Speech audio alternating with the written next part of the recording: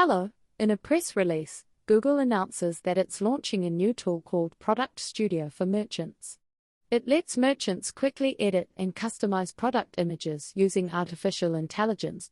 Image. Google text prompts can be used within Product Studio to quickly make visual adjustments to product images, such as adding new backgrounds for seasonal campaigns. Product Studio can generate different background scenes to suit different ad campaigns or simply replace a plain or ugly backdrop. What Product Studio provides is convenience. If you're already using Google's Merchant Center, then you can spice up your images without jumping between platforms. Google says that other companies like Meta are also testing similar generative AI tools for advertisers within its recently announced AI Sandbox. And many graphic design applications like Canva and Adobe Express have released AI-powered features for removing backgrounds and generating objects.